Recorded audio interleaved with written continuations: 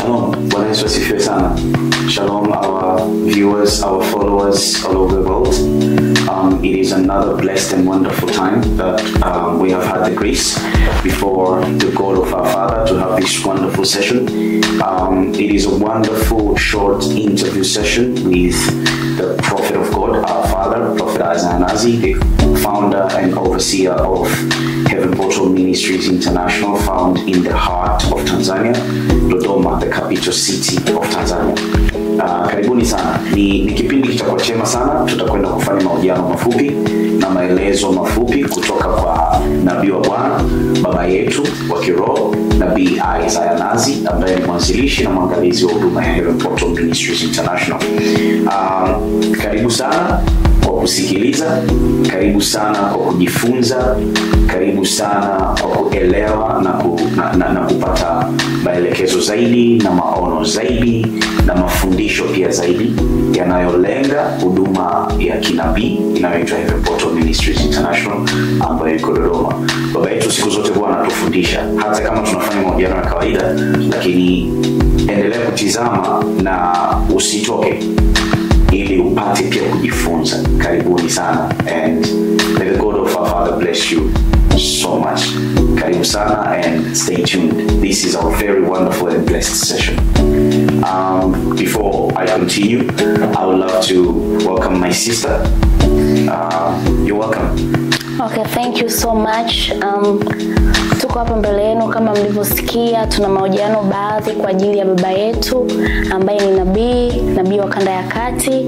Tuna maswali machache ya kumuuliza tunapoelekea kuadhimisha miaka 3 ya Heaven Portal Ministries International. So, kuna baadhi ya vitu tulitamani kujua na nahisi hata wewe mtazamaji ulitamani kufahamu kuhusiana na nabii huyu, huenda humfahamu. So, kuna baadhi ya maswali ambayo tutaenda kumuuliza. Karibu baba. God bless you. You're welcome, Papa. God bless you. God bless you. Viewers all over the world, God bless you so much. As my sons and daughters, my son and my daughter here, Apostle Alpha na Helenia. Mungu awabariki sana. Nimepata wageni leo, nimetembelewa nyumbani kwangu, and nyuma ya kamera we have Diana and we have Shadow. That is my media team ambao imenitembelea leo. Mungu awabariki sana.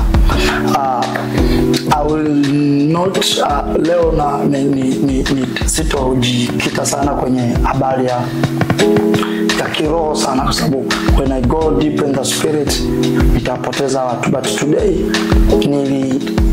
niliwaruhusu watu wamekuwa wakiniuliza, prophet, how did you begin the things? Ulianzaje hivi vitu? Maono yao yalianzaje? Safari yako ilikuwa kwaje? Mambo ni mengi sasa. Nikasema ngoja nitoe mlango kwa ajili ya watu ambao Mungu atanipa kibali na baadhi ya watu ambao walisema we will join our Father and we will try, watajaribu collect mawazo ya watu na shauku zao wao wenyewe, wana nini moyoni concerning na the life of a prophet. Yes. Kwa sababu sometimes inaumiza akili za kibinadamu. Yes. Because the thing is not physical. The thing, yani even when you believe, hata kama unaiamini neema inaweza kufanya kitu, but imefika kipindi watu hata wale ambao nimewatia mafuta. Yes. Sasa imekuwa ni maswali mengi. Yes. This what happened to papa? Bona imechanganya. What is this? Yes. So as a prophet I have to come out and answer those questions according to what your brother here and your sister will ask the prophet. By the grace of God, by the power of the Holy Spirit, not by the human thinking. Yes. But God will give us wisdom to look how we can answer it and to explain more deeper. Kwa ajili ya mtu mmoja ambaye ana mashaka, ana wasiwasi, ana changamoto, the Lord atazungumza kwa hekima. Yes. Tunamshukuru Mungu anazidi kutupa neema na utukufu, and we are here for his glory. We are not here just for hooligans and kama kikao tu cha watu labda interview. No. We thank God that he is on our midst and he will be in our midst as we proceed, and at the end of this interview na mimi Mungu atakugusa, atakubariki mwisho wa mafundisho au maswali hayo. Namna moja nyingine Mungu atakuwa amekujibu maswali mengi sana. God bless you. Be with us. Thank you. Let me welcome them kama let me give them now. Narudisha kwa Yes. wana maswali walionayo na nitakuwa najibu kabla wakiuliza. Yes. Mungu abariki. Yes, thank you. Okay. Kama walivyosema, he is a prophet. So tulitamani kujua kwamba before being a prophet, yeye tunatamani kujua, kuna maswali tunatamani kujua yeye kabla ya kuwa nabii. And before you being a prophet, ulipokuwa kijana ulikuwa na ndoto zako. Kila mtu ana ndoto zake kwenye maisha. Kuna mtu akiamka anatamani kuwa daktari. So was your dream to be a prophet, au ulikuwa na matamanio mengine and this came out baada ya kuwa na hiyo ndoto? God bless you.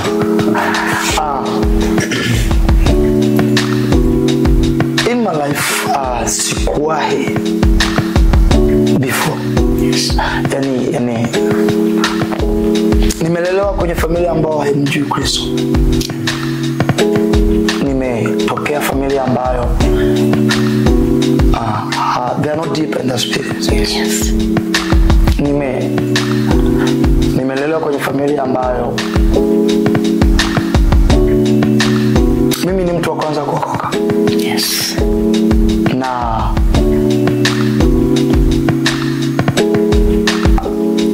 sikuwa na inspiration yoyote kutoka kwenye familia ambayo inaweza kaniambia go to church, lakini pia kuna maisha ambayo niliishi nje kabla kuokoka. Yes. Ila the thing ambacho naweza kumshukuru Mungu kwamba mimi aliniwahi. Though before kuokoka nilikuwa na ambition zangu. Yes. Ambazo I want to be someone great in the world. Yes. Yes. Yani kulikuwa na kitu ambacho kilikuwa, yani kila nikikaa na watu kilikuwa kinajaribu kunitofautisha. Yes. Yani when I look at me, nikijitizama ninajiona I can do this. So ile ni kujumlisha utoto, because mimi nimempa Yesu maisha nikiwa na miaka, nimempa Yesu maisha mwaka 2010. Okay. Yes. Mwezi wa 11. Yes. Nimempa Yesu maisha mwaka 2010 mwezi wa 11. Na nikajiunga na kanisa la Church of God. Yes. Pastor aliyeniongoza sala ya toba. Mimi hakuja mtu kunihubiria kuokoka. Mimi nilikuwa napenda mpira sana. Yes. Mimi nilikuwa goalkeeper moja matata sana. Hongera. So nilikuwa nina popote ukiniona utanikuta uwanjani, kila siku jioni utanikuta uwanjani. So 2010 nikiwa nipo na timu yangu tuko uwanjani, alipita pastor. Yes. Alipita tu and sana mfahamu pastor, kanisani alikuwa mbali, nilimwona tu pastor anapita. After that, sasa unaweza kanielewa, something from within. Yes. Yes. Nikamwona yule man of God, nikasema lakini kwa nini sio okay? Where's pastor yule? Mimi ndo nikamkimbilia yule mchungaji. Nikamwambia nataka niokoke. Yes. Akaniambia basi sawa, jiandae George Jumapili kanisani. Nikamwambia no. Hapa sasa hivi. Yes. Yaani wewe unavondoka upasa, wewe niwekee mkono niombee sasa hivi hapa. Ukanimagine katikati ya vijana, kundi la watu hapo, ilikuwa ni kijiweni. Yes. Yaani sehemu kama uwanjani. So mimi kulikuwa na mti pale mkubwa. Nikaenda pale kwenye ule mti, nikapiga magoti, akaniongoza sala toba. From that day I've never gone back. So mimi nilipata ile neema ambayo inafanya kazi, neema ambayo kuanzia hapo nikaanza kufocus. Yes. Kitu ambacho mimi namshukuru Mungu kwenye maisha yangu, amenipa focus. Yes. Yaani mimi siwezi kufanya jambo nusu. Yaani hata kama nikisema nafanya jambo fulani, muhusika na lazima nimsumbue. Yani kama hilo jambo lina mtu ili lije kwangu, atanijua. So nikaanza kufuatilia, looking here and there, looking how I can be closer to a man of God. Nikaanza kutafuta, akanipa vitabu, nikasoma kitabu kimoja, kitabu cha kutafasiri Zijue Ndoto na Maana Yake. Yes. Nilipewa kitabu hicho na pastor mmoja 2012. Nikasoma ndoto, aina ya ndoto, tafasiri za ndoto. I captured it. So that is where mwezi wa 7 2012 ndo tukaenda mlimani kuomba. So we went to a mountain Geita. Mimi ni mzaliwa Geita, wilaya ya Mbogwe. Mimi ni mzaliwa Geita, wilaya ya Mbogwe. So tulienda sehemu moja, watu wakula wanapafahamu, wanaita Ilolangulu. Ni tarafa moja ambayo ina milima sana. Milima mingi sana. So tulienda kuomba milimani. We fasted for 3 days. Sikunywa wala sikula. Siku 3 tulikaa pale mlimani. Nilichoka sana. Siku ya pili nililia mtoka machozi. Nimwambia pastor nishushe mlimani. Akaniambia tunamalizia, jikaze na nini, but I pushed it. So after fasting ile tulitoka Tivoli Church. That is where my life changed.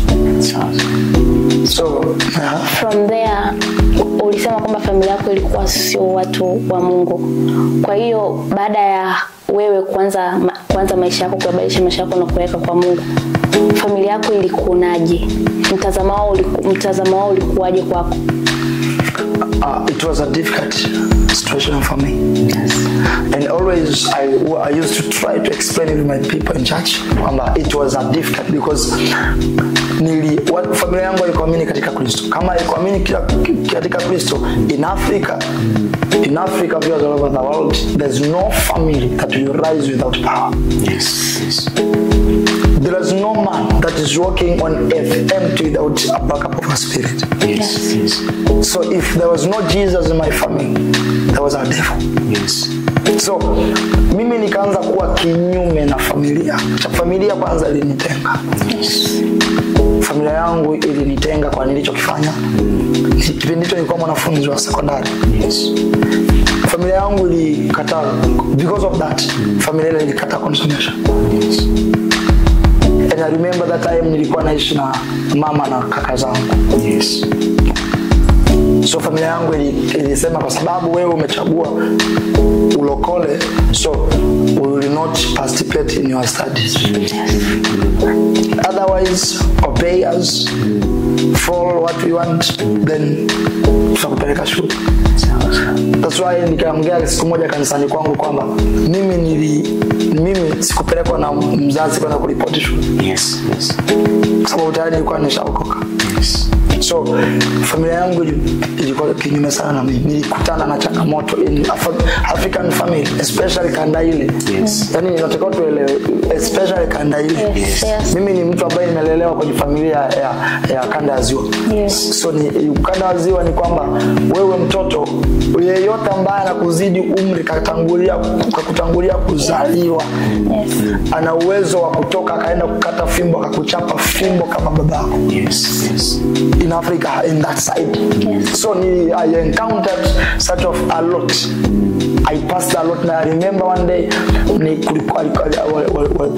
waliita mtu kalamu pale nyumbani, whatever they did, and I was against. And nilikuwa tayari nimeshamuongoza sala ya toba my brother. And we went church, it was Sunday. Tukaenda kanisani, afuko nyumbani tukamwacha mganga.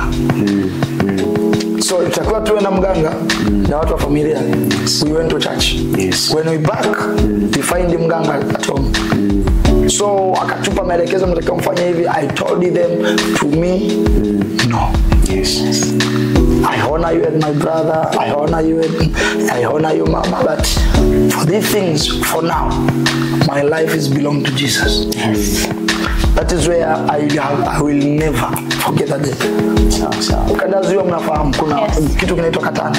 Kuna kamba za katani zimeanikwa. Yes. Si kama siku mbili hivi zimenyauka. Katani unaelewa zile kamba za katani. My brother took like 4 feet zile kamba akazikunja. Alituchapa vibaya. In Africa unapigwa. Yes. Sasa I wonder alivyokuwa anapiga badala yeye alitarajia fimbo zitanipa fear. Yes. But wakati anazungumza vile niliingiwa na my faith changed. Because I knew this is the spiritual battle and I have to win. Yes. So alivyokuwa ananipiga mimi nilikuwa namwambia, if you can't worship my God, I shall never worship your God. Yes. Follow your God, I follow my God. Yani kama I provoked your spirit. Yes. So yani nilitoka damu, nilivimba. Baadaye my mother came, she's crying and what. Akampush my brother. Akamwambia leave him. Yes. Usimwacha amekataa, msimpige, mwache. So alivyoona msimamo wangu na nilikuwa na miaka 2015 nilikuwa na 19. Yes. Hiyo tukio ni 2012. Sasa nilikuwa under 18. Yes. Nilikuwa under 18, nilikuwa very young. So why has changed? Mbona amekuja kubadilika ghafla, mbona amekuwa na misimamo? So that kwa ufupi ni kwamba my family haikuwa na mimi and I passed a lot, and kipindi hicho kwamba nilikuwa na ambition zilikuwepo nyingi sana ambazo nilikuwa nazo. Hata sasa kuja kuwa prophet, so la kulisema ulikuja kuwa prophet. Sasa hizo vitu vyote nilikuwa mimi sijui kama ni prophet. Yes. Nilikuwa tu naenda kanisani, tunaabudu, tunasali, I came back home na hivyo. But 2012 nilipotoka mlimani nilikuwa nimeshapo. Ndipo nilianza kuona vitu. Yes. Not in such accuracy, but nilianza somehow I can try small. So baada ya hapo the church, yani baada ya in prayer, kipindi kile the prophetic in me ilikuwa neema ya kinabii ilikuwa inakuwa inafunguka sana nikiwa uweponi mwa Bwana. Yani nikiwa kwenye ibada ikienda tukiabudu sana au watu wakiomba sana, hapo ndo unaweza ukasikia sauti inaongea na wewe. Yes. Au ukaona kitu kidogo kama a flashlight. Ile ukiconcentrate hicho kitu ndio utaanza kuona vingi. Sasa ilikuwa inatokea mara nyingi sana. Ukiwa kwenye yale maombi, unajua kwenye ibada, baada ya mwalimu kumaliza kufundisha kuna ile prayer. Yes. Sasa ile time ile ndio ilikuwa, na mimi nilikuwa sijui kama ni unabii, nilikuwa najua ni shuhuda. Yes. Na nataka nikuulize hivyo kwamba did you know that hii ni unabii? Maana kuna mtu mwingine yupo huko anaona vitu kama hivi lakini haelewi ni nini. Anahisi tu ni ndio hivyo kama ulivyosema ushuhuda. Yani unakuwa unaona kitu lakini uelewi hichi ni kitu gani. For me it was out of control. Yes. Mimi nilikuwa nisijui ninafanya nini. Yes. Na ilikuwa inanisumbua kwa sababu nisipozungumza nilichokiona, nilikuwa na hukumiwa, yani nakuwa kama vile someone mkubwa amekaa mbele yangu alafu ananisubiri niongee. Yes. Nisipoongea ni kama nasubiriwa kufanywa kitu kibaya. So ilikuwa inanitesa sana. And that time sikuwa na a prophetic mentor. Yes. Nilikuwa na pastor. So mimi pastor nilikuwa namwambia nimeona maono. Au nilikuwa namwambia nina ushuhuda. Yes. Kwa hiyo tumkaribisha labda kijana ana ushuhuda. So mimi nikisema Bwana asifiwe, nina ushuhuda, wakati unaomba mimi niliona hivi. Yes. Huo ndio ushuhuda wangu. Wakati mimi nazungumza hivyo utasikia kuna mtu anatoka huko nyuma analia. Yes. Mimi huyo ni mimi yote hivyo. Sasa kidogo the pastor ndio akawa ananiambia ucho nacho sio cha kawaida. Yes. ulicho nacho hicho inaitwa karama. Aliniambia inaitwa karama. Yes. A gift of the prophet. Yes. So akasema okay, this is a gift of the prophet. Aliponiambia sasa nikabidi nikaanza kusoma hizi Biblia za vitabu vya manabii. Mimi nimpenda sana the prophet Isaiah. Yes. That's why I'm Isaiah. Yes. Jina langu mimi na mambo yangu mengine yote mimi naitwa Rajabu Nazi. So nilivokoka nibatizwa Isaiah. So because me I love the man. Yes. And I love the man. Hata mimi nilichagua jina Isaiah bila kujua maana yake. I came later ndo nikajua maana ya jina. Yes. Bwana Yesu asifiwe. So ilienda hivyo ilinisumbua mpaka 2015. I moved the side. Nikaingia kwenye maisha huko, kutafuta maisha, kwenda chuo, nikapata kazi, kaanza kufanya kazi. That's the prophetic, you know. Yes. Nikawa siingii sana church. Yani kanisani sitokei. 2015, 16, 17, 18. Hii miaka minne. Yes. I was not close with God. Yes. Ni hapa, yani kama kutumiwa na shetani nitakiwa nitumike hapa. Yes. Yes. Yani hapa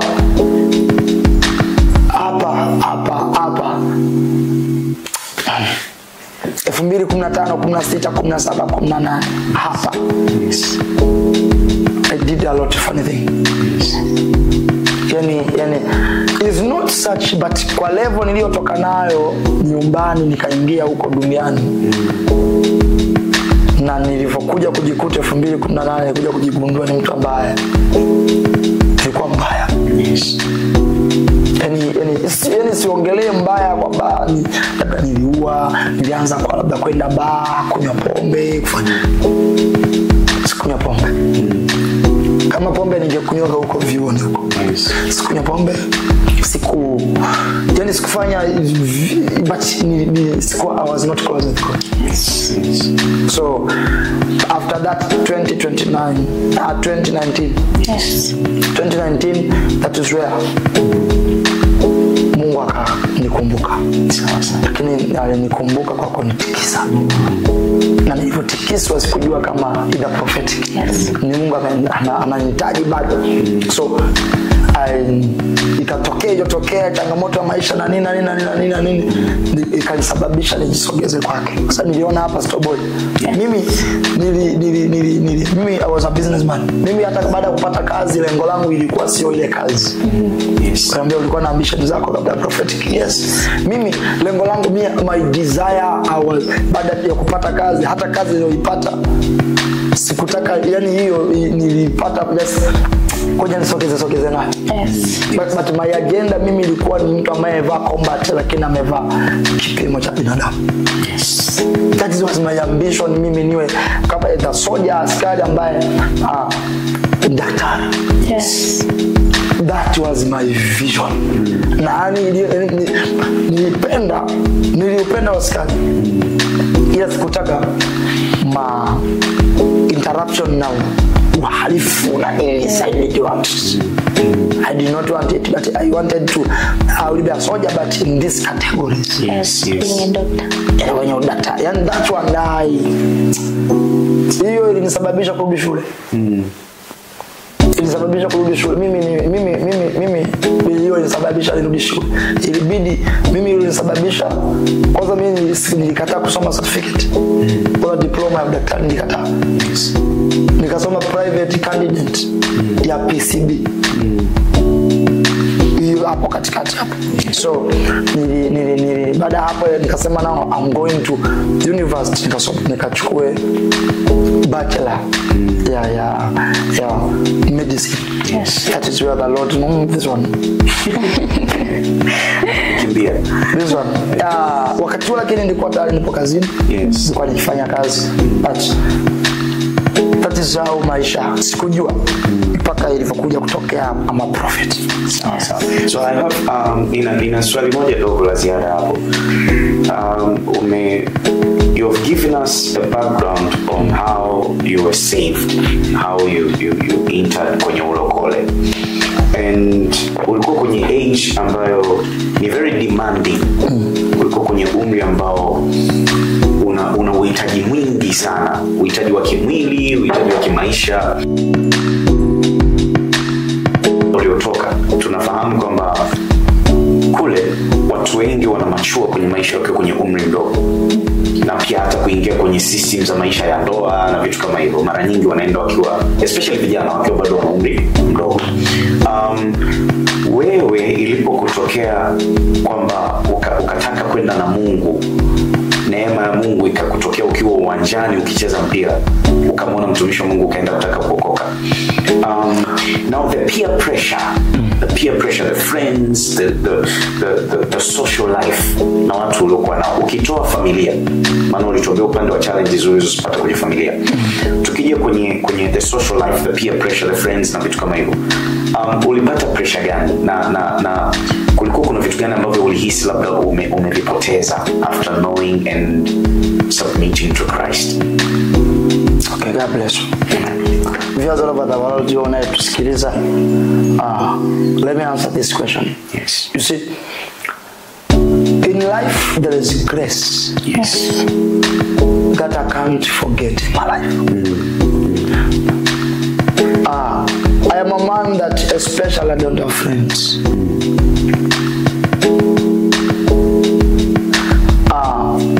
Mungu alinipa neema tangia kabla. And in that time wakati nampa Yesu maisha, the friends ambao nilikuwa nao, I don't know how they disappeared in my life. So the first thing baada ya mimi kuokoka ni kwamba nilianza kuwa spendi kutoka. Yani mimi nilijikuta kama sina pa kwenda au sina cha kufanya pale nyumbani, niko radhi, let me go and sit with the man of God. Yes. Mimi ni mtu ambaye nilipata kibali, yani when nilipokoka,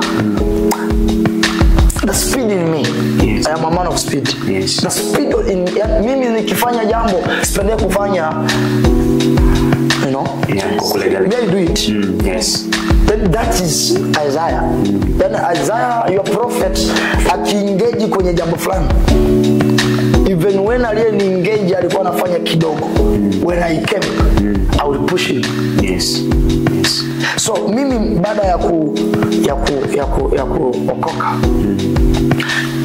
the chain of my friend and what ambao sasa hivi I don't know where they are. See, none of them. Yes. In the friend walikatwa, I don't know Mungu aliondoa afu aliniondolea kiu. Yes. Ya mtaani. Yes. Akaanza kunikutanisha na watu wazima in my younger age. So. That is what I thank the Holy Spirit. Yes. Even when mimi nilivyoingia kanisani, Mungu alinifungulia mlango mwepesi wa kuyajua makundi mabovu yaliyopo kanisani. Yes. Ambayo you can enter and you kapata stagnation in church. Yes. Yani mimi nilivyoingia kanisani, Mungu because I don't know if ilikuwa the prophetic in me, I don't know. Lakini nimeingia hawa sio kwenda no in church. Yes. Kwenye umri wangu wa miaka nilikuwa na miaka 10 na ngapi. Even they knew mimi sio kama wao. Yes. So wakiwa na vitu vyao walikuwa na hide. And mimi I was focused with the man of God. Yes. Pastor. Nilikuwa namuuliza, mimi nimeona vision sikumbuke yanisumbua, I ran to pastor. Yes. Nilikuwa tu nijilani hata kama saa 2 usiku. You know pastors. Yes, yes. Na mambo mengi you go. Yeah. Tena mazingira yale you go. Yes. So pressure kwangu haikuwa kubwa, japo wengi walisema nibadilika, nimeokoka sio na nini, hiyo kitu kama hiyo. Ili fika kipindi ukipita unasikia watu wanazomea kwenye that age, umechanganyikiwa. Wengi walisema nimechanganyikiwa. My family walijua nimechanganyikiwa. Even you know there's family friend. Yes. The crew ile ya family friend, mama fulani alikuwa rafiki yake na mamako, labda kaka fulani, mzee fulani anaheshimiana na kuja nyumbani, wasikia taarifa fulani siku hizi yuko hivi, you know. So it happens. But what I thank God kwamba haikunitoa kwenye njia. But Mungu alifanya kwa njia yake na akaniweka karibu na watumishi na alinipokea na I lived na alinisaidia nikaenda kina mapema. 2011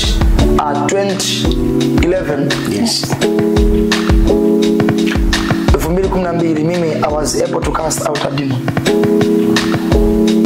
Yani nimeokoka 2011. 2012 mimi nilikuwa nahubiri mtaani usiku saa 6. In a village that there's no electricity.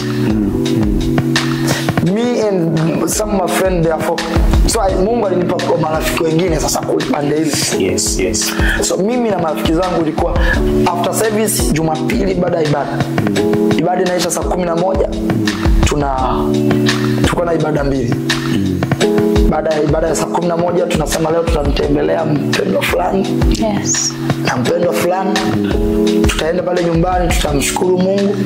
Alafu baada ya hapo tutaingia mtaani kuhubiri kwa sauti usiku. Tulikuwa tunapenda sana kule, unajua kule watu wanarudi ndani mapema. Sasa wakiwa watu wametulia, that is where tunapita, tuko 3-4 the midnight preaching gospel, loud voice. Mimi sauti yangu imeanza kukata muda sana. So I remember na Mungu amefanya kitu kwa wale watu. Yani kile kikundi chote never called what? Yani Mungu God, the Lord saw such sacrifice. Jambo ambalo tuliona sisi ni utumishi wa kawaida. I am the one ambaye nina focus sana in ministry kati ya wale watu. Aliyebaki mwingine kati ya wale watu 4 yaza church. Yeye ndio pastor wa ile kanisa nilipokoka sasa hivi. Mwingine sasa hivi ni anasoma chuo cha Biblia. Japo they don't accept the prophetic, but I know who they are. Yani wao wamebeba kitu gani. One of them nimwambia yule pastor, nimwambia yeye ni nani. So wengine sijapata neema ya iko hivyo, lakini wote wale they have something good ambao unaweza I can contact them and watch it. Yes. Okay, hapo tunaongelea sana kuhusu before being a prophet. Sasa as a prophet, sasa nikaanza na swali kwamba ulisema hapo kwamba hukuwa unajua kama wewe ni nabii. Who made you know kwamba wewe ni nabii? Okay. God bless you. I think that nimejaribu kusahau alichouliza swali sana kwamba ulimpata Yesu in a younger age, ambayo in that side watu wanaharibika mapema. How did you manage? How the pressure was? Hapa ni pale ambapo vijana wengi wameshindwa ku maintain. In life the devil has target. In life the devil ameweka kwenye umri. Siku hizi watu wanaharibika wakiwa na umri mdogo sana. Mdogo sana. Yani watu kinachoharibu maisha ya watu sana in our age is relationship. In relationship is the beginning of many doors of destruction in life. People left their destiny in relationship. Kwenye mahusiano. Watu wamejihusisha na watoto wadogo sana wajihusisha na mambo ya mapenzi na nini kwa umri mdogo. Hapo wengi wameshindwa kupasua shule. Hatma, huduma, focus. Yes. Ina level ambayo wazazi sasa hivi hofu yao kubwa ni kwamba watoto wao wasijiengage kwa mahusiano mapema. Yes. Because it's the beginning of many distractions kwenye maisha ya kijana. Yes. But in my life there was a divine grace. Yes. Not kwamba yani sina jibu kwamba nikwambie nilipenya penyaje. I don't know. Yes. Ila ninachomshukuru ni kwamba ni when I knew Jesus aliniwahi. Yesu nilisema aliniwahi. Yes. Yes. Mimi nimefanya kazi sehemu ambao ni ngumu. Yes. Mimi nimekaa kondoa miaka 5 Yesu. Yes. Eda yangu. Yes. Eda youth. Yes. Nimekaa ule mji kama kijana ambaye tena kipindi ambacho sikuwa na Kristo karibu. Isuna nielewa sana. Yes. Sikuwa na Kristo karibu. Sikuwa na spiritual power ndio watu. Na nilikuwa ni tayari na kazi yangu. Nimefanya kazi. Nimeishi kwenye ile mtu yoyote ambaye anaishi ile eneo ananielewa anachokizungumza. Yes. Yes. The atmosphere itself is lust. Yes. Yes. Not people. The prosperity of that place is lust. Lust, you lust. Yes. Nimekaa 5 years. I came out free. Yes. Uwezo kasema kwamba you did in that land son. Kuna vitu nitaka kuambia watu wangu in church about sitozungumza hapa, lakini elewa kwamba in that land I fought a lot. Yes. In that land I fought a lot. Yes. And I came out delivered. Yes. Na Mungu alinikuta nikiwa kwenye ile ardhi. Na watu wa ardhi ile they know that I carry God. That's why they are still coming. Yes. To see my God. Yes. So hiyo ndio hiyo. Mimi nilipata neema, lakini kijana mmoja ambaye ananitazama sasa asaidike vipi akiwa yeye ndio yuko hivyo. Yes. Kwamba sasa sawa kwako ilikuwa neema, sisi ambao hatujui ni neema au sio neema. How can we come out? Yes. Cha kwanza ni kwamba we have to remember there is destiny in your life. Yes. In your younger age, you know, right now unasukumwa na watu au huelewi au unaona kama vile umetelekezwa. But remember, with God all things are possible. Yes. Nimeeleza hapa kwamba my family abandoned me that time. Nilimpa Yesu maisha, lakini deliverance of my life comes out from me. Yes. The Lord alisaidia nikapata ambition ambayo mimi nilimfuata afisa elimu kata. Nikamwambia kuna hiki na hiki na hiki na hiki. Sitaki hii kitu sumbue familia yangu. Yes. Na waingia ni shida na watu go to school. If you want me to go to school, do not disturb my family and help me to go to school. Yes. If you disturb my family, then I will not go to school. This is me now. Because mimi ndo nitaenda shule. Yes. Mimi watu hawa hataki mimi niende shule. Na nataka niende shule ile sitaki wasumbue. Yes. Yes. Sababu mwingine anataka kusema hawataki tuende kuwakamata. Yes. Yes. Yes. You know? Yes. So I told him ukiwakamata mimi si nasoma. Yes. I will not go to school. Yes. Sasa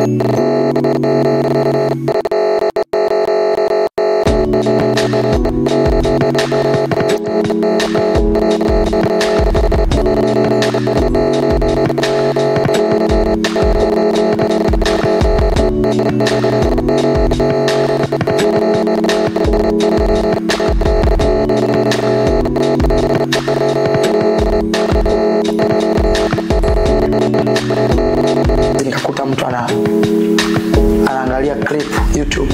Yes. And that time I was an ambition man. Yes. Yani work, make money, go church. Yes. Work, hard work. Work a lot. Yani nilikuwa nafanya kazi sana. I pray sana. Alafu if I make money, I was doing business and this and this and this. Yes. Sasa ile ambition yangu mimi haijawahi kuchukuliwa poa na mtu yeyote, labda wewe mjinga. Yes. Yes. Yani mimi my focus has never been easy. Yani any man ambaye ana akili timamu hajawahi kuchukulia poa ambition zangu. Yes. So a man so means that this man, mimi you will know I am a man of God. Yes. Sasa kaniona vile and he saw a man, a young man like me. Yes. Anamtizama sasa, you know? Yes. Nikamkuta anatizama video za ilikuwa encounter alivyochukuliwa mbinguni Prophet David Richard. Yes. Kazini mimi, that is how I met my father. Yes.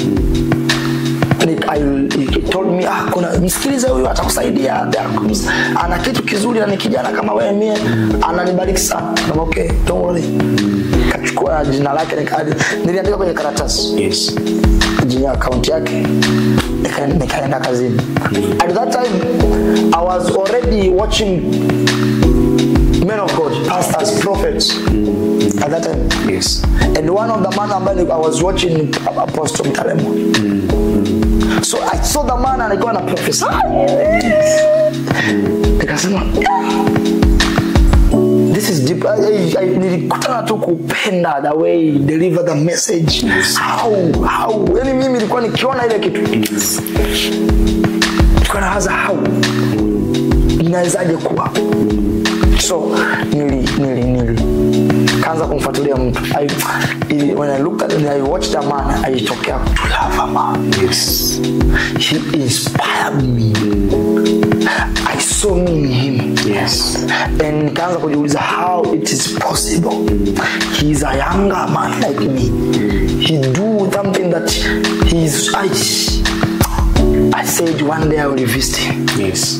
One day I will visit him. One day. Hapo ilikuwa 2019. Yes. One day. 2020. One day.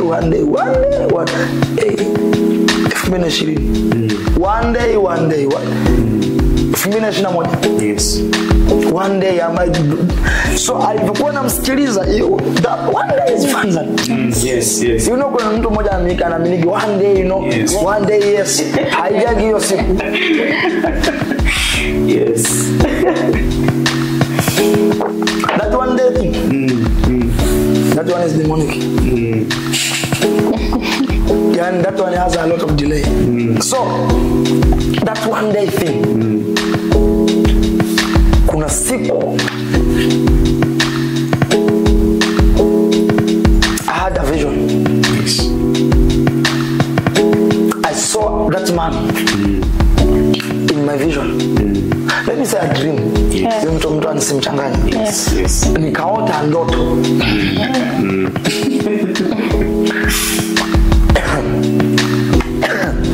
Jesus. Nikaota ndoto. Nikaona na ndoto, kwenye ndoto nikamwona yule mtu. Yes. Akinielekeza kwamba unaenda kupata tukio shambulizi baya sana. Na unatakiwa uingie kwenye mfungo. Usipoangalia hautaamka. Zikusanye silaha zako za roho. Adui yako anakuinda. Wakati anaongea hivyo niliona simba akiunguruma, akizunguka. Kama unamuona huyo adui, usipoomba unaenda kufa. Yes. hiyo ni 2021. Ilikuwa mwezi wa 7. Mwezi wa 7 2021. In that side kulikuwa na mbio za mwenge. Yes. And I was a trainer. I was an instructor, whatever. Sasa nilikuwa mtu ambaye anatakiwa usike kwenye hizo issue za serikali. Sasa nikasema okay, I have to find a day to do whatever I'm supposed to do. Ili ni bana tarehe 19 ilikuwa ni hizo mbio za mwenge. So kulikuwa na mazoezi na nini. Nikapuzia, I did not pray. So tarehe 19 inaisha, tarehe 20 niliumwa ghafla. Niliumwa ghafla mbaya sana. And I knew this is the one. Yes. Na kile kipindi nilikuwa in that side, in that church, Kondoa. Kwa sababu nilikuwa namuona this man of God nilianza kufanya uamsho na watu wangu. Yes. Pale bila kujua mimi ni prophet. In church najua tu mimi ni uinjilisti. Yes. By the way, mimi waliniita uinjilisti. Yeah. In that church, and I have that clip and I will try to share to confirm that. Yes. Even they posted mwinjilisti Isaiah Naz. Kwa sababu ya nini nilikuwa napenda Mungu na I was an ambition man. Yeah. So nilianza huo injilisti, tunaenda sehemu fulani tunahubiri watu, yani ule mwitikio wa watu ulikuwa huko positive sana. Yes. So ile kitu. So I saw the vision kwamba mimi na hao nilikuwa nao kwamba tulikota nataka. Yes. Tulikuwa watu kama 4. Mimi niliumwa manusu la kufa. Yes. Aliyekuwa na usika kubeba vile vyombo vya muziki ambavyo alikuwa anatumia kuhubiri na kwa gari yake alojitoa, alivyoashusha vile vyombo akaenda kazini kesho yake, akiwa kwenye mteremko mkali, tairi ya mbele ya gari ilichomoka. Jesus.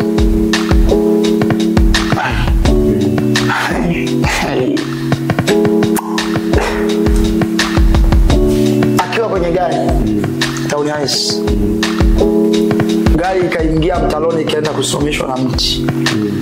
Haikuharibika hata kidogo. Yes. Yule mwingine alipigwa kitu kimoja hadi alihama. Everyone alipata alichokipata. Yes. But for me ndio ilikuwa ataki kubwa. Because ndio ilikuwa mtu ambaye na ambition kubwa. Yes. Focus. It went viral on that side.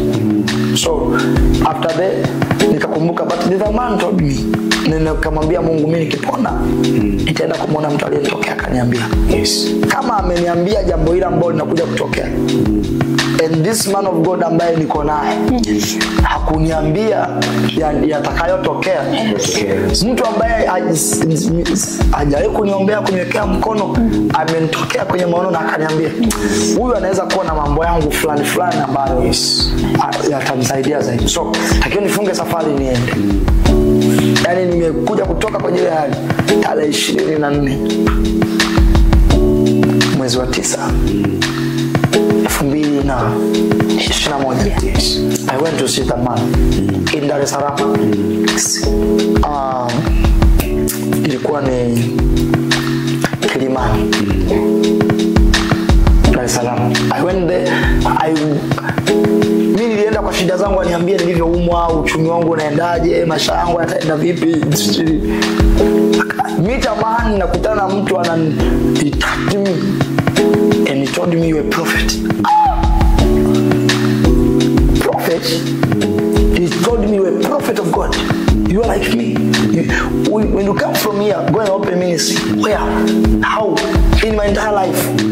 Muda huo muda sana ndo naona nianza kupata relief. Sasa ni focus na life. Yes. Let me make money. Yes. Unakutana na man of God ambaye he spoke everything concerning me. But in this prophetic, he were a prophet. Though yani nilijua tu vile vitu kitu ndo mimi unajua mimi nilivyokoka nilijua ndo iko hivyo kwa alokole. Yeah. Kwamba kila mlokole ana uwezo wa kuwa na kwa nini mgomani kwa kugombana na watu kwa sababu kwa nini afanye ambition? Yes. Why are they not moving? Why they don't focus? Yani kwa naamini iko hivyo kwa kila mtu. Kumbe it is grace. Yani kwa naamini kwamba ukimpokea Yesu you have to focus. Yes. Ukimpokea Yesu you have to move. Yes. Ukimpokea Yesu anaweza kufungulia milango, you can prosper, you can do this, you are protected. Bwana wewe, kumbe sio hivyo. Yani mpaka nilipokuja mimi hata even when nilipoenda kusubmit kwa babangu kidogo. Yes. Mimi nilijua after submission unatakiwa vile. Sio vile bwana. Yes. Yani it's bad. So I met a man.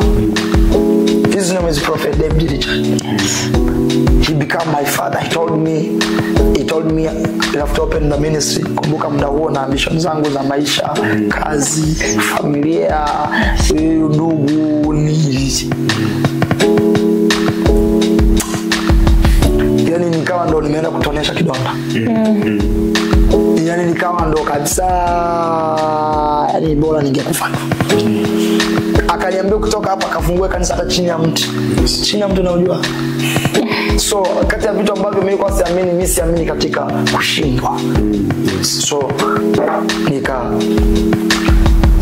I came back.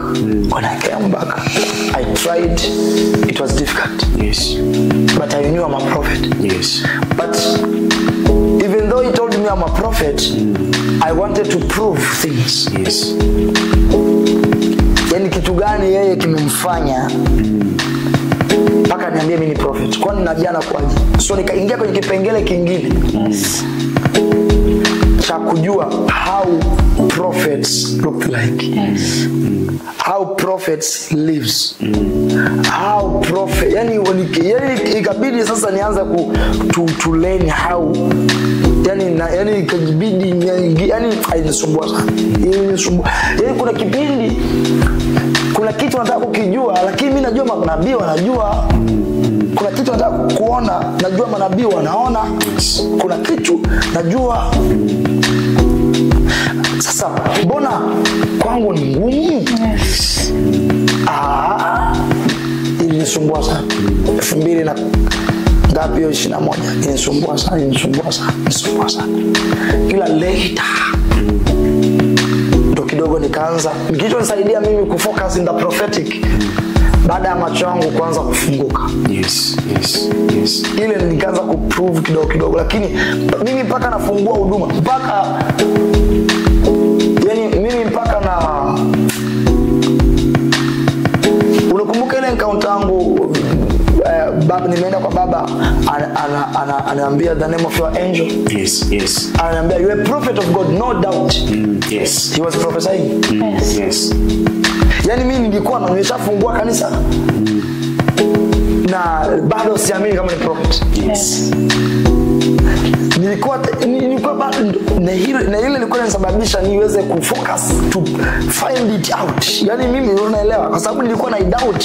Ili nisi doubt sikuikatia tamaa. So I find it. Yes. Ndio hicho kitu nilicho nacho. Kama kuna kitu ambacho nimeelezwa kitafanikiwa, mimi kikikwama huwa sikiachi. Yes. Huwa napenda niende nacho. Let us move with it until the end. Yes. Hii kitu kama ni uongo I will know. Lakini habari ya kusema bana ile uongo bana mimi naaishi. I don't have such mind in my life. Yes. Yani mimi maisha yangu yako hivyo. Mimi ukiniambia jambo mimi nitakwambia tuendelee mpaka mwisho. Linakwama but you told me. So ile ni pushed me mpaka ananiambia you are prophet of God and what no doubt. I was doubted myself. Kuna kipindi mimi nilijitia shaka. Yeah. Kuna kipindi nikasema yani hapa kuna siku mimi mambo yake mimi nitauza tu hata viti, mimi nitauza hata speaker. Mimi nilianza kusema hivyo. Yes. Kuna kipindi nilikuwa ni record vyombo kila siku nikamwambia Mungu ikifika mwezi wa 10 hujanipa hata speaker. Nisema si mwezi wa 10, si mwezi wa ngapi? Nisema mimi unauza viti. Namfuata yule mwenye ile eneo alirudisha lamu. Afunga kanisa. But kulikuwa na that is how. So who told me? The prophet told me. Yes. I went to a prophet. A prophet told me that you are a prophet. Yes. That is how I knew I'm a prophet.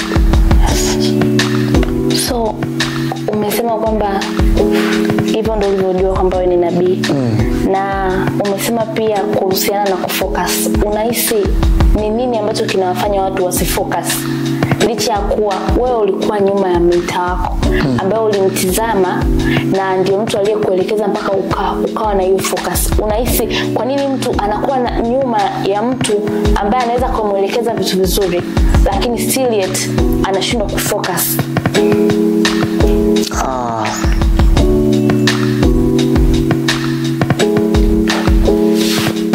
Kuna shida kwenye maisha ya wanadamu. Kwamba mtu ameshaambiwa yeye nani? Yes. Na bado ana uwezo hata wa kuacha alichoambiwa. Yes. Akaacha kufocus. Yes. Sasa na hiyo inatokea sana kwenye the prophetic church. Yes. Yes. Na wengi hapo wameziacha hatima zao. Yes. Cha kwanza, watu kwenye maisha yao hawaamini kama anaweza kufanikiwa. Na leo naongea kwa maana sijajikita sana kwenye Biblia na nini. I'm here as a young prophet to share ideas. Yes. Yes. So inaweza isiwe tu kwenye mtu akishaambiwa na focus. Kuna watu unajua kuna watu wanafanikiwa bila kuambiwa. Yes. Kuna watu wanafanikiwa bila hata kujua wanafanya nini. Yani hiyo ipo na inatokea. Sasa wao nani aliwaambia kwa focus? Ni nani aliwashauri kwamba utakuja kugundua ni kwamba the environment around people, the environment, I mean the circumstances, people, the geographical area. Yes. People around people. Yes. Geographical area. Yes. Yani kwamba mazingira ya kijiografia ya eneo lile. Yes. Watu waliowazunguka, watu walioambiwa hivyo vitu, au watu wanaoamini ndoto na imani yao wao. Yes. Na uthubutu wao vinachangia asilimia kubwa ndoto nyingi kukwama. Yes. Nikianza na geographical area. Yes. Mazingira ya kijiografia kabisa. Hapa hakuna roho, hakuna mentor, hakuna maono, hakuna malaika. Yes. Mazingira ya binadamu yanayomzunguka ni mchango mkubwa wa yeye kuinuka au kuanguka.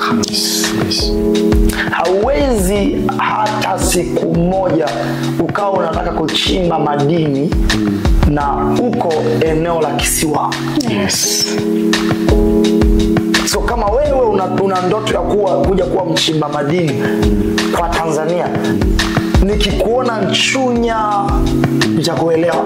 Yes. Nikikuona Geita nitakuelewa. Yes. Nikikuona North Mara nitakuelewa. Yes. Nitakuelewa. Yes. Yani mazingira yanaongea na wewe hata kama hutaki. Mazingira yatakukumbusha ndoto yako. Yes. Unataka kusoma, mazingira ulio yatakwambia. Ukiona yani hata kama umekata tamaa, lakini ukiangalia uko shule, uko chuo. Lakini haya ni majengo, na majengo yametengenezwa kwa wanachuo. Yes. Yes. Sasa una ndoto hiyo lakini ina bush. Kwa mazingira kama uko mazingira ambayo hayazungumzi na ndoto yako, inaweza kawa ni chanzo cha wewe kutokufika kwenye ndoto. Yes. Yes. I'm speaking this ili mtu msaidie. Yes. You are a prophetic man. Wewe ni wito wa kinabii. Watu waliokuzunguka, they don't know the prophetic. Yes. They don't believe the prophetic. Lakini they believe God. The environment, mazingira ya kwao tu, watu waliokuzunguka. Hakuna mtu anayeongelea malaika. Hakuna mtu anayeongelea jana I saw vision. Yaani watu geographical area. Do you know, yani una ndoto ya kumiliki manini, mashamba, si ndio? But kila siku wako Kariakoo. Yes. Lakini ndoto yako, mimi nitamiliki mahekali, nataka niwe kila siku wako Kariakoo. Mazingira yanaongea, sana utaishia kuwa winga. Yes. Kwa sababu mazingira ya Kariakoo yanazungumza na wewe kuwa winga. Yeah.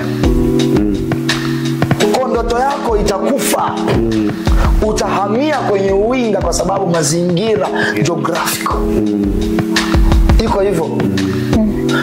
Na kuna bado nikienda kwa environment, nikienda kwenye surround people around you. Yes. Watu waliokuzunguka ni watu wa aina gani? Watu nao ni mchango mkubwa, wanaweza kukuinua kukushusha kwenye hatima. This is out of God. Kuna watu wanafanikiwa bila Mungu. Yani namaanisha kwamba haimaanishi kwamba yani they are. Kuna watu wanafanikiwa nje ya Ukristo. Yes. Ndio nataka nimaanishe hivyo. Kwa sababu nisema bila Mungu mtu mmoja unamaanisha nini? Yes. Yani kuna watu wanafanikiwa nje ya Kristo. Kwa nini wanafanikiwa? Na tunaona wengi tu wanafanikiwa nje ya Kristo. Hawajatabiriwa, hawajawekewa mikono, hawajatiwa mafuta, hawana malaika. Wanafanya biashara, wanafanikiwa na kwa nini? The procedure, life is principle. Yes. Do you want it? Be associated with someone that is doing it. Yes. Umeambiwa utakuwa daktari. Your friend, they have to align doctor things. Uwezi ukawa ndoto kuwa daktari, wewe ni rafiki wa mwalimu wa historia. Yes. Atakufundisha Kinyigitile Ngware. Exactly. So you have mazingira. So the environment tunafanya watu wengi washinde. Yes. Na nikasema kingine nilisema environment can talk to you. Watu waliokuzunguka, geographical area, people. Who are you listening to? Yes. What do you see? What do you hear? Yes. Can it be your problem and your elevation? Yes. What you see will inspire you to move. Yes. What you hear will direct you. Yes.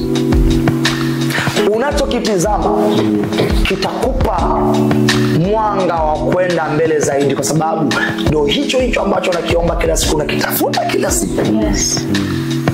Mwanafunzi wa darasa la pili anatiwa moyo na anavyomuona mtu wa la 7 amemaliza. Yes. Na anasogea la 3 baada ya yule kuondoka. Yes. Yeah. Mwaka unaofuata ataingia la 4 akiwa na shauku, kwa sababu aliyekuwa la 6 kamondoka maliza. Yes. Kwa zile graduation umetaga, sherehe za mashuleni hazipo tu kumfurahisha aliyemaliza, lakini mwaka wa 3 unamwambia kwamba mwaka wa 4 Yes. it will happen to you. Yes. So kuna mtu ndo nafikiri nikina kwa mwakana mimi ndavaa hivi. Yes. So ile mbali na masomo inamspire kwa sababu anaona.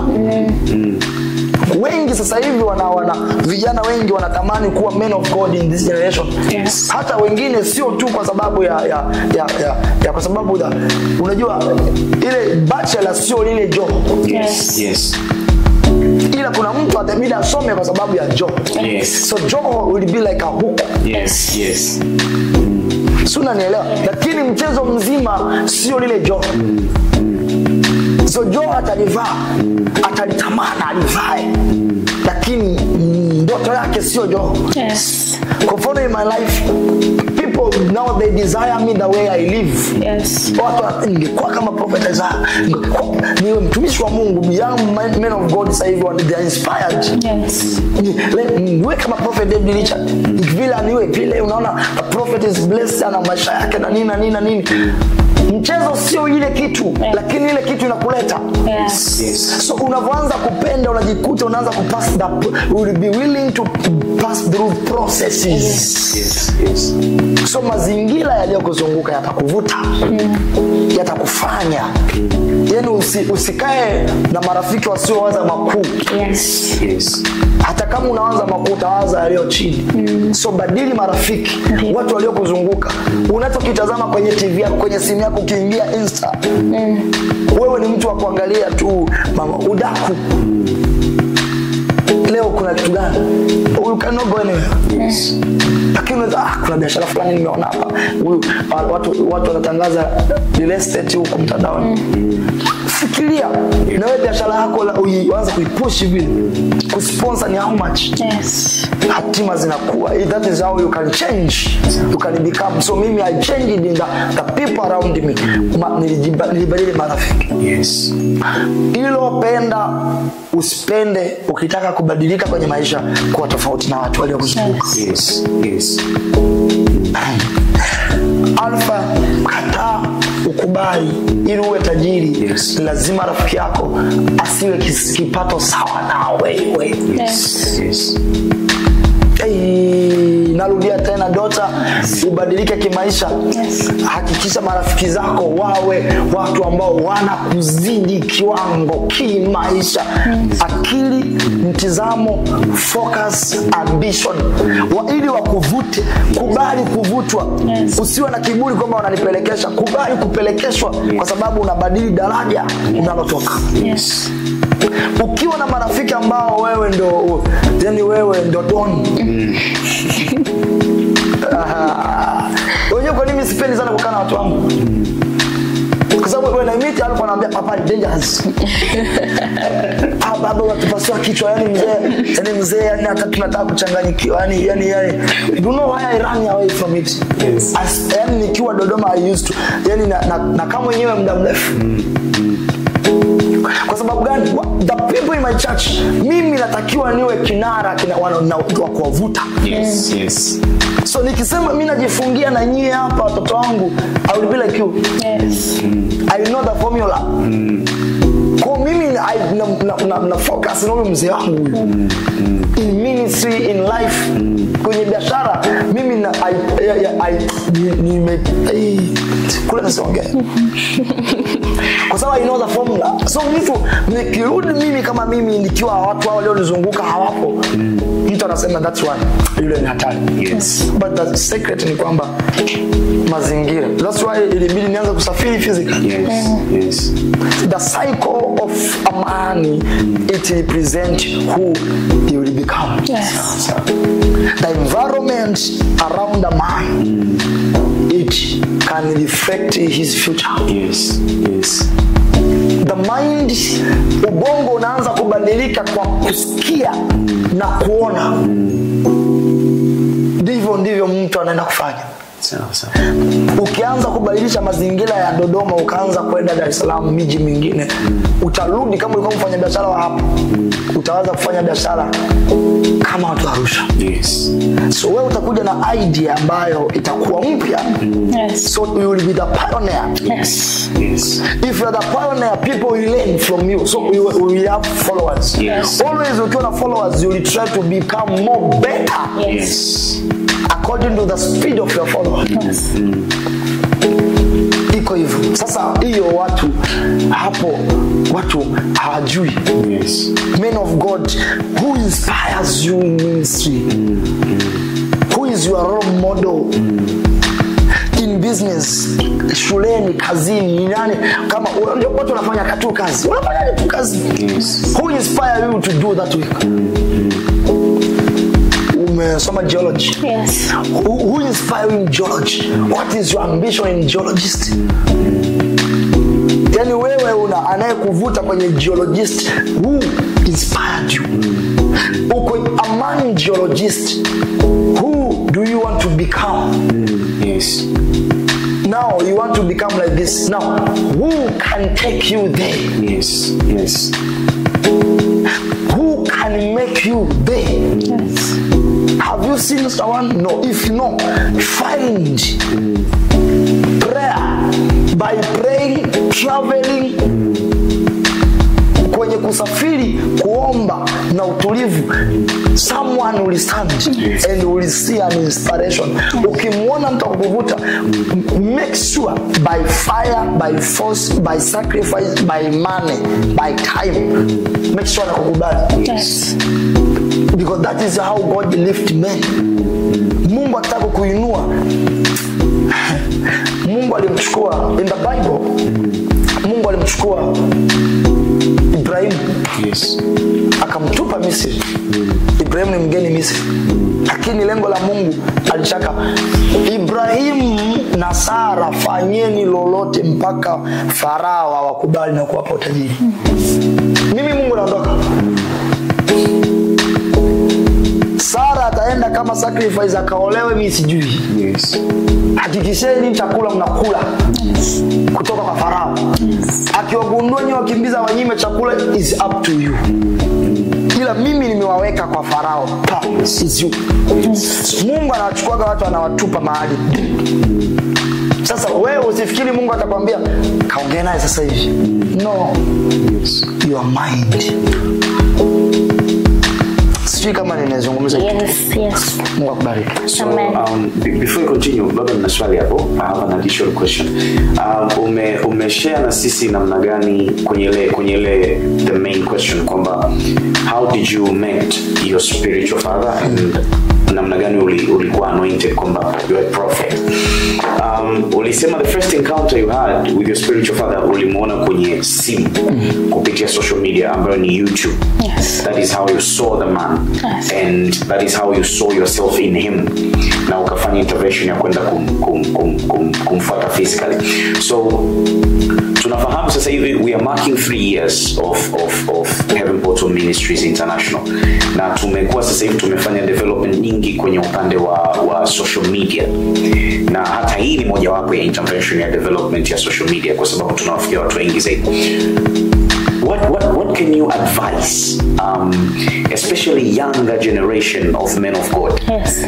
kupitia social media as how you have met your father through social media, na especially wale ambao wanatufuatilia. Yes. Ninatambua kwamba sasa hivi tuna viewers wengi sana all over the world. There was a day ulikuwa unatupa statistics ya viewers kutokana na walivyojipanga kutokana na nchi. We have many African viewers and we have many out and other continents viewers. So kuna watu ninaamini kabisa they are younger men of God. Yes. They have something within them. Yes. And they watch you. Wanajiona wao kupitia wewe kama ambavyo sisi tulijiona kupitia wewe. What do you tell them? Okay. Yeah. God bless you. You know, social media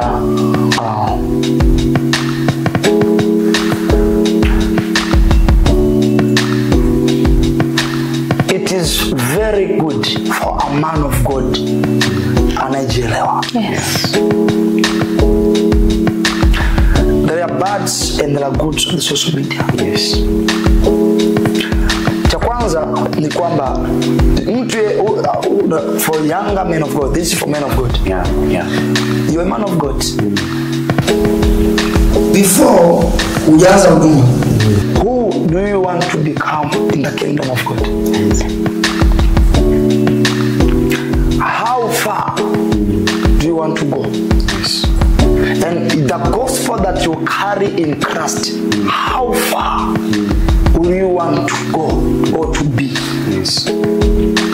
And you, if you, yani ukishajua wewe ni mtu gani wa Mungu, umebeba injili ya namna gani? Because you know people, they don't know even what they carry. Yes. You a man of God, sawa, wewe ni mtumishi wa Mungu, wewe ni pastor. Pastor, umebeba ujumbe gani? Yes. Because Moses carried deliverance. Yes. Yes? Yes. Elijah carried fire. Yes. Elisha carried healing. Yes. John the baptism carried baptism. Si tunaelewana? Yes. Jesus carried salvation. What kind of a man of God? Wewe ni mtu wa Mungu uliyebeba kitu gani ambacho? I told you one day kwamba we are the product on earth. Yes. Yes. The world shall come to buy from you. You are the commodity. Yes. Yes. The world is the platform of spirit and men. Yes. You are the commodity on earth that comes from heaven. Yeah.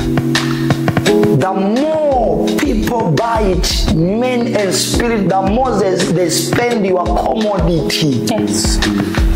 The more you are making your Jesus proud. Yes. Now it is you, the bearer. It is you as a commodity. How your commodity do you want to advertise? Yani bidhaa yako unataka uitangaze kwa mapana gani na ni aina gani ya bidhaa? Yes. Na ina thamani kiasi gani? Kwa maana unataka uelewe. Mimi najua nilichokibeba sio kitu ambacho kila mtu anatakiwa akutane nacho kila siku. Yes. Uwezo kuongea na mimi kwa simu? Yeah. Yani hizo ni taratibu za bidhaa yangu. Ndio ibeba kutoka kwa Mungu. You want God, come to church. Yeah. You want prophecies, come to church. Yes. Sasa mitandao hii ina uwezo wa kukusaidia na kukuharibu. Naweza kumwambia mtu mmoja kwamba I advise you go post and what. Cha kwanza utakao jitambue ni aina gani ya man of God. Yes. Ukijua anointing yako inafanya kazi kwenye hizi social media, move on it. But there are men of God wanajua wao wameitwaje. Yes.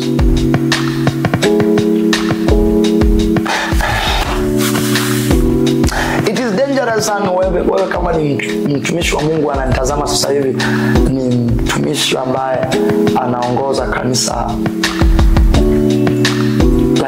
mtaa wa Eliadi. Unaelewa? Yes. Ambaye anataka ingie kwenye the vision inayozungumza sasa hivi. Unaelewa watu mtoke mzani? Yes. Yani yeye ni anasimamia madhabahu ya mtaa. Yes. Okay. Alafu anamsikiliza prophet ambaye yeye kwa macho yake anaona the world, I wish Mungu angeifanya mbingu ya pili pia dunia tukahubiri. Yes. Yes. And the prophet ambaye ana focus the worldwide. Yes. Huu jumbe unaweza kumharibu. Yes. Yeah, sure. Yani hiki ninachokisema leo hapa kinaweza kikamfanya mtu mmoja akaiacha madhabahu. Kwa nini? Nimesema know yourself, what do you carry? How far Yes. do you want to reach? Your commodity, how expensive you are. So you can do it na it can cause problem. Uwezo kufanya hiki kinachokufanya utaleta shida kwa watu wako. Kwa viongozi, I have this in my church, kuna watu wanakuja wanaogopa kamera. Yani hata na kamera. Yani mtu anaogopa kujiona kwenye TV. Yes.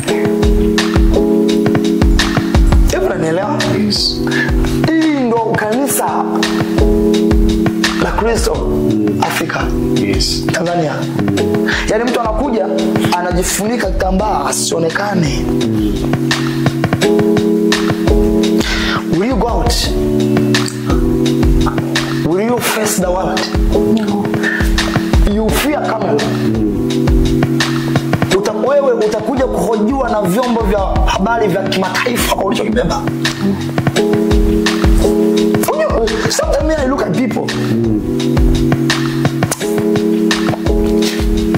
Anyone that is greater kwenye dunia hii you cannot escape social media. Yes.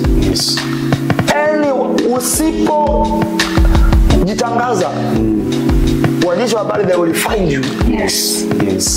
You will talk. Yes. Yani kingine, you cannot escape greatness. You cannot escape people and you escape greatness. You want greatness. Yes. You cannot be greater and you escape people. Yes. You can't. In Christ, the more you reach more people, the more you become greater. Yeah.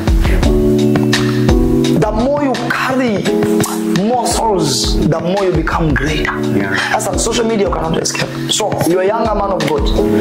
I don't know what you're doing. I don't know exactly what you believe, but may the Lord akusaidie. Biblia inasema endeni ulimwenguni kote. Yeah. Mkawafanya mataifa kuwa wanafunzi wa Kristo. Yes.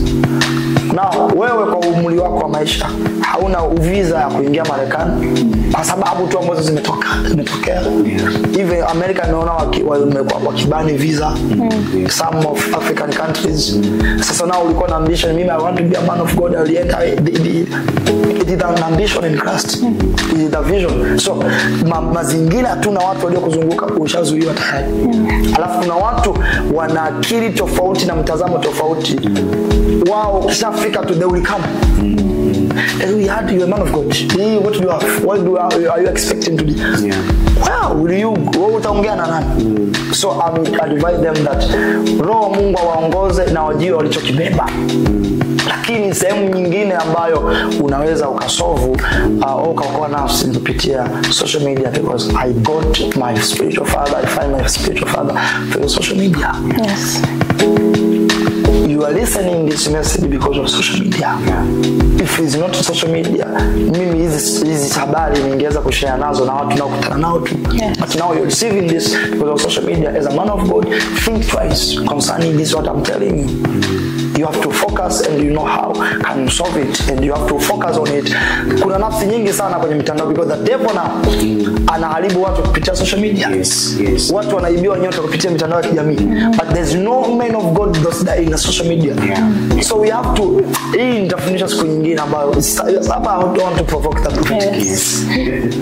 Hapa naongea tu simple, lakini kwamba TikTok imejaa ushetani. Insta imejaa ushetani.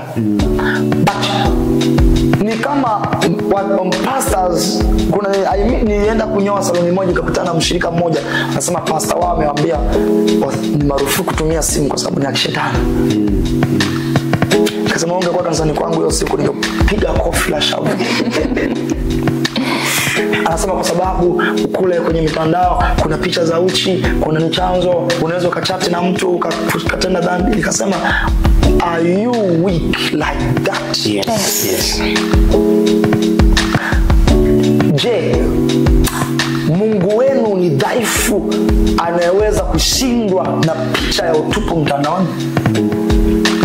Mungu wako hawezi akakuokoa na ushetani wa mitandao kiasi kwamba uwezi ukaenda kumhubiri yeye huko? If you are powerful, kwa nini usiposti picha? Yani kwamba hii picha mimi naiposti kwenye mtandao wa TikTok. Sitaki hata watu waone. Lakini as long as my picture is in TikTok, shall it fight devils? Yes. Bas. Yani unajua mind is the biggest problem to the church. Uwezo wa kufikiria na mtu kabisa kanangana no hatumii. Na alikuwa jamaa alikuwa ni afisa usafishaji. Yes. Alimleta mtu wa kunyoa na kaongea, nimemtafuta simpati na mwambia nuasi wanasema ni dhambi. Nikamwambia look the way unaufanya ufalme wewe maskini. Yes. Kwa kutokuwa na simu hapo ungepata pesa. Yes. Ili ufalme ujenge, pesa yako ikajenge ufalme. Now you are missing money because of ignorance. Yes.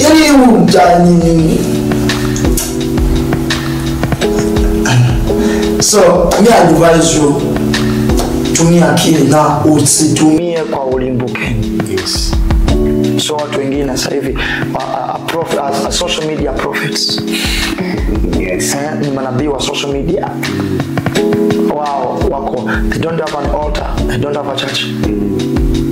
Hamna church ilipo, hamna wao kutana na live za tatu. Yes. No altar. Yes. Build an altar. Yes. Build an altar. Let us see wewe ni mtu wa Mungu wa wapi madhabahu. Gather people, anza kurani watu physically. Wao unakutana nao live tu afu ujue tabia zao. Solve them, deliver them. So now can I divide them is good kwa sababu social media imejaribu kupush pia our ministry. Nafsi nyingi watu wamebarikiwa kupitia mtandao wa kijamii, and I thank God kwa ajili ya mafunuo haya na teknolojia hii. Dunia inavyozidi kwa advance, let us advance. Use the chance to preach gospel. So may God assist you and let him open doors for you as according to the desires of your heart, kulingana matamanio ya moyo wako. May the Lord akupe neema na akupe mwongozo. Thank you. Okay. Tuna maswali mangapi? Mengi. No, yeah, we are going to talk about Heaven Portal. Ndio kitu cha mwisho. Okay. You have any other question? Yeah, nitapata baadaye. Okay. Talk to me. Talking about Heaven Portal. The main point. Yes, the main the point. The motherland. Yes. Hili jina Heaven Portal, where did it come from? Encounter, or where did it come from? Okay. That is all. Hapo mwingine? No. As you kuna lingine? Ask all of it. Umesema ya Heaven Portal. Ask all of it. Okay. Okay, kuna namna yote ambayo kazi yako ilikusaidia kuendesha huduma yako baada ya kuanzisha huduma? Kuna namna yote ambayo kazi ilikusaidia wewe kuendesha huduma? Swala pili ndio? Yes. Na jina Heaven Portal lilitoka wapi? Yes. Kuna namna yoyote ambayo kazi yako ilikusaidia in the kingdom? Yes. Okay, nyingine ni kwamba huduma inahusisha rika zote. Wewe ni kijana mdogo, unawezaje kuongoza watu wazima ambao wamekuzidi umri kama mama zako, baba zako, wakakuelewa? Na tunavyojua dunia sasa hivi watu wamechanganyikiwa. Unawezaje? Okay. This one is deep. Yeah. Hayo nitakuja kuuliza. Let's move. Okay. Nyingine,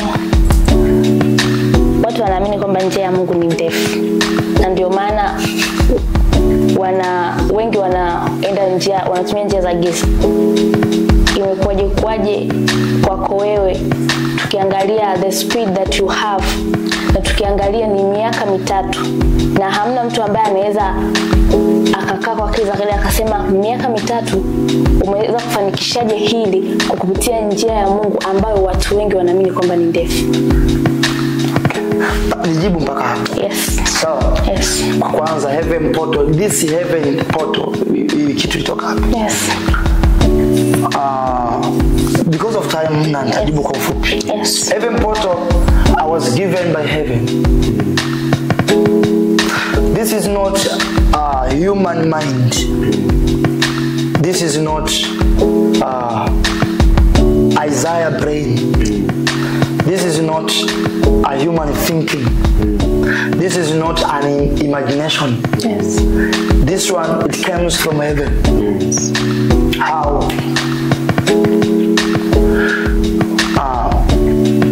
After the Lord spoke through my father, akaniambia go and open ministry. Yes. Nilichukua mwaka mzima bila kufungua. Yes. And the Lord came back 2022. Nimeambia 2021 kufungua kanisa. Yes. Nikagomesha. 2022 mwezi wa 7 nikiwa Dodoma bunge, I had an encounter. Ndio akaniambia I have an encounter, nitakuja kueleza siku nyingine. I had an encounter with Jesus nikiwa kazini, ilikuwa ni usiku. akaanza kuniuliza madhabahu, kwa nimekuamuru fungue kanisa, why you are not doing that? When I came from that encounter, sitaongea chochote alichozungumza kule. Yes. Nikaanza kusema okay, kama ni huduma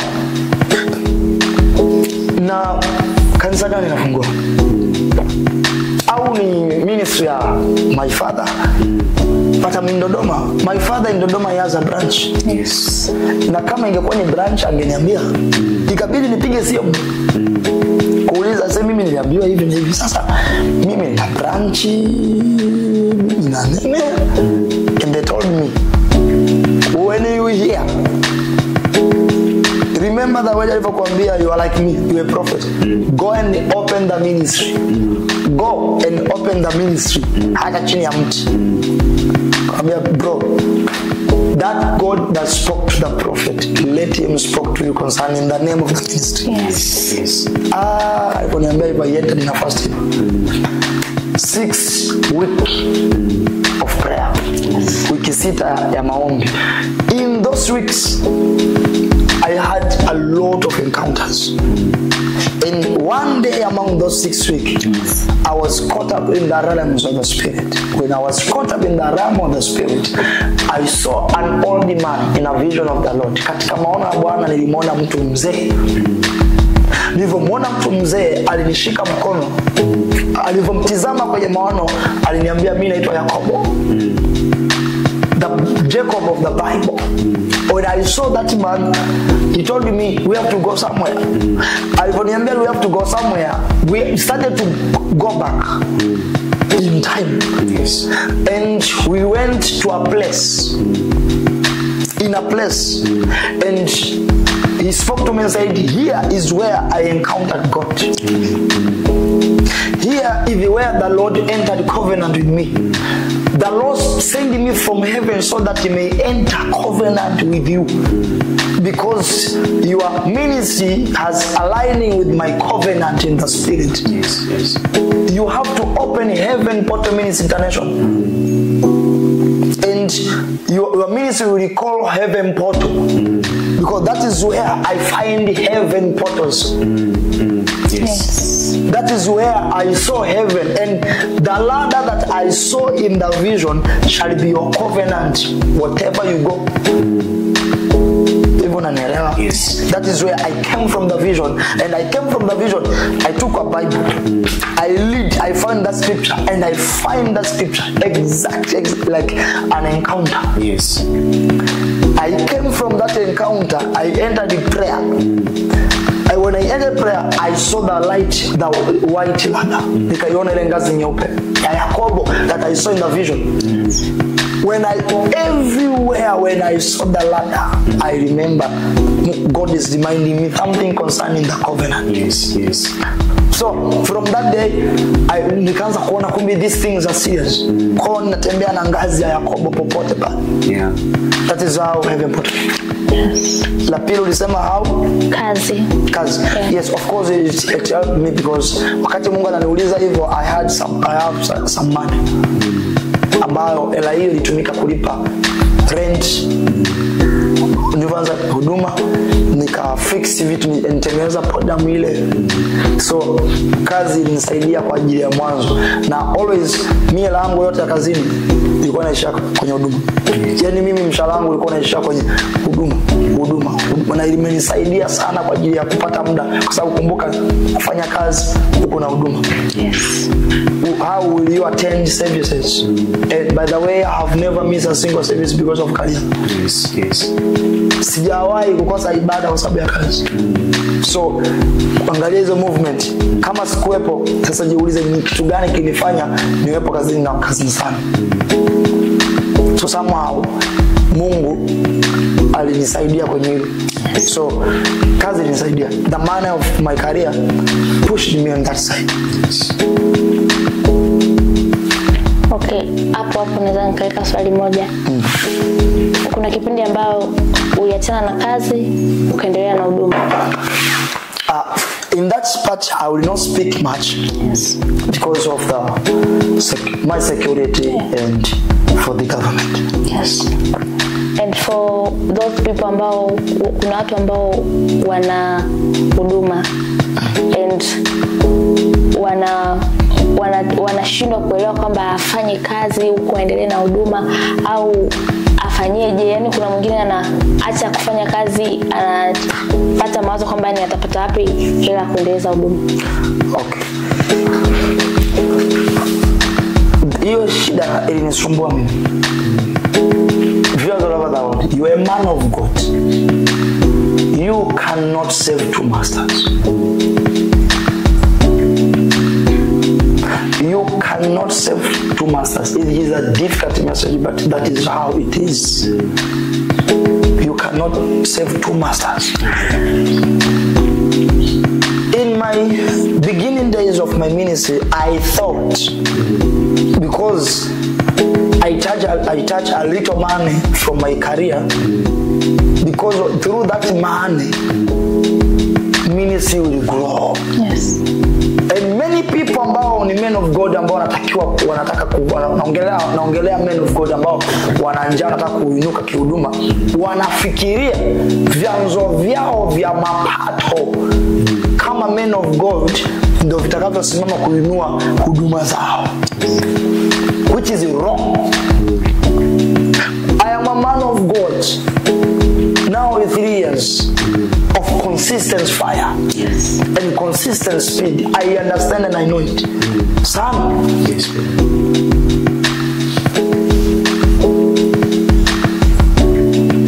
Look at Elijah. Look at Moses. Look at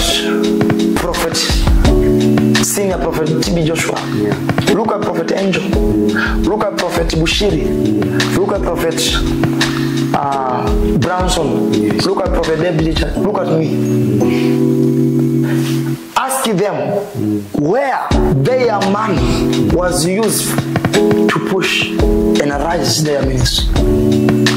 Because many people, they think the ministry that you are doing is for you.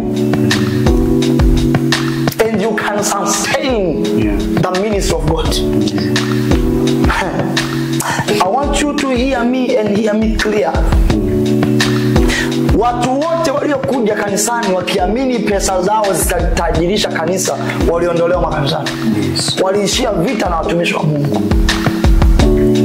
You cannot help God. Yes. You cannot help God. I thought I can help God to raise ministry until I surrendered and say God shall provide. From the day Isaiah niliposema God shall provide, this ministry is not for me. God shall provide. That day heaven portal tukanunua kinanda, drums na guitar. Yes. The next month, God was speaker. The next month, my father came. The next month, that is where we built. That is what waliokuwa na